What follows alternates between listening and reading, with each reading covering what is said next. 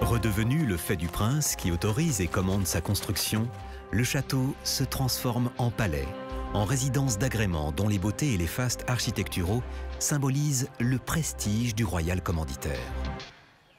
Chambord, dont les travaux sont supervisés par François Ier à partir de 1519, en constitue le parfait exemple. C'est vrai que quand on visite Chambord, qui est présenté comme le grand château, un des premiers grands châteaux de la Renaissance, on n'est plus du tout dans un château fort, un château médiéval, et pourtant c'est un château à part entière. On conserve certains attributs défensifs, comme la tour, les créneaux, les machicoulis, qui deviennent un décor, qui deviennent un symbole du pouvoir politique. Oui, Chambord est un château d'apparat, comme tous les châteaux de la Loire, des châteaux superbes, où le roi fait venir aussi le savoir-faire de l'Italie. Leonardo da Vinci a demeuré dans ces châteaux à la demande des grands seigneurs de la royauté française. Nous sommes dans un contexte qui est tout à fait différent. On est dans des zones qui sont complètement pacifiées pour des siècles. Dans le même temps, les rois poursuivent leur entreprise de démantèlement des forteresses. Henri IV en fait abattre plusieurs pour éviter, dit-il, qu'elles ne servent de repère aux ennemis de l'autorité royale. Tout est dit. C'en est fini des châteaux forts et des châtelains tout-puissants sur leurs terres. Une grande partie de la vie des nobles va désormais se dérouler au plus près de leur souverain, à la cour. Et Louis XIII, puis Louis XIV vont poursuivre l'entreprise de démantèlement.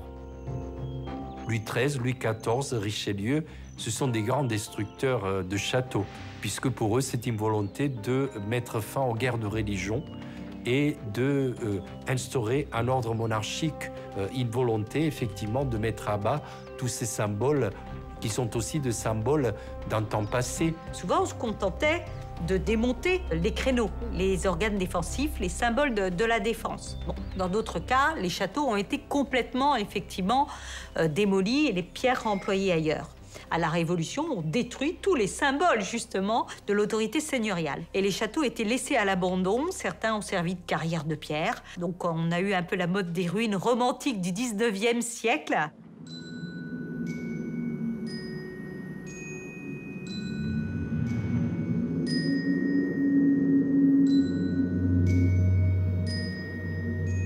Au XIXe siècle, le château se fait mystérieux ou lugubre sous la plume des auteurs romantiques. Tout un imaginaire se développe autour des ruines couvertes de mousse, envahies par la végétation, vision d'un Moyen-Âge idéalisé et romanesque. Le château des contes enfantins projette sa silhouette gothique sur les lithographies et dans les peintures. Au XIXe siècle, beaucoup de savants, d'érudits s'intéressent à l'histoire, redécouvrent pas que les châteaux, les églises, le patrimoine, avec une vision très romantique et idéalisée. Et puis le Moyen-Âge, à un moment donné, redevient à la mode. Alors avec des clichés, puisque certaines familles bourgeoises se font construire des châteaux néo-romans, puis néo-gothiques.